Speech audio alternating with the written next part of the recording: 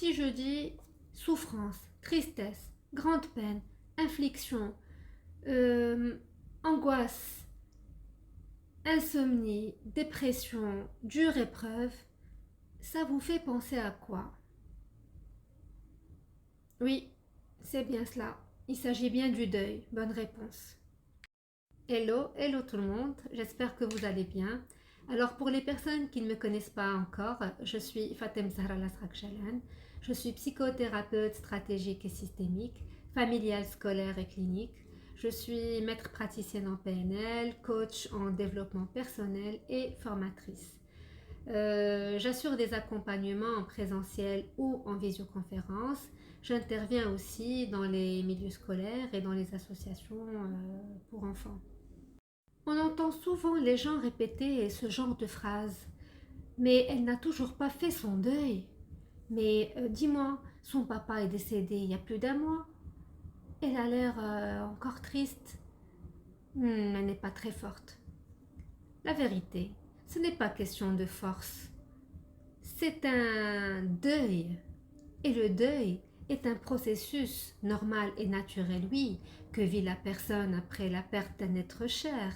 Oui, mais c'est un processus, c'est un cheminement que chacun vit selon son propre rythme et selon ses propres capacités. C'est une phase tellement douloureuse, certes, mais tellement nécessaire pour que l'individu guérisse de sa blessure. Il faut absolument qu'il passe par différentes étapes et durant lesquelles il ne doit absolument pas refouler ses sentiments et ses ressentis. Il doit s'exprimer, il doit parler, il doit pleurer. Sinon, tout ce qu'il a refoulé comme émotion, tout ce qu'il n'a pas dit, tout ce qu'il a gardé pour lui durant cette période-là de souffrance, durant cette phase, reviendra le submerger et le noyer telle une vague houleuse. Et je vous laisse imaginer l'impact que ça fera également sur tout son entourage. Au début, la personne a vraiment beaucoup de mal à y croire. Elle pense qu'elle est en train de rêver, de faire un cauchemar. Elle a beaucoup de mal à se confronter à la réalité. Et puis, elle reste dans le déni pour un moment. Mais quand elle arrive à se rendre à l'évidence et à croire en ce qui lui arrive, elle rentre dans un sentiment de tristesse et de douleur incomparable. Et puis, c'est là où la colère prend le dessus, la colère contre elle-même, contre le destin, contre tout le monde. Après la baisse de morale, après la grande souffrance, après la dépression, vient l'étape de l'acceptation, vient l'étape de la réconciliation avec la réalité.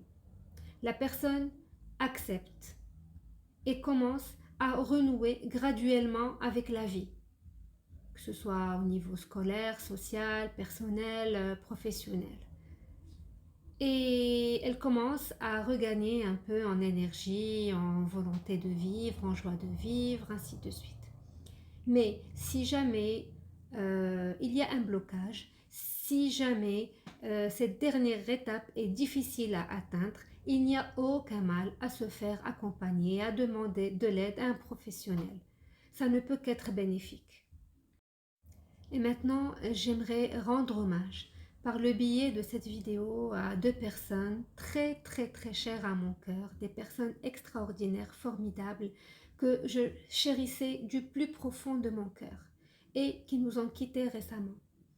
Ces deux personnes sont mon amie et l'amie de ma maman. J'aimerais vraiment dire à leur famille que ces personnes resteront à jamais vivantes dans nos cœurs, dans nos souvenirs.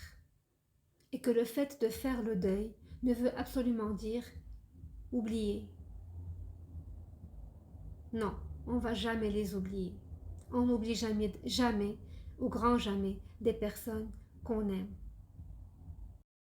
Et voilà, j'arrive à la fin de la vidéo. N'hésitez surtout pas à me contacter en cas de besoin pour cette problématique de deuil ou autre. Je suis là pour vous accompagner, vous soutenir et je vous dis au revoir. Bye bye.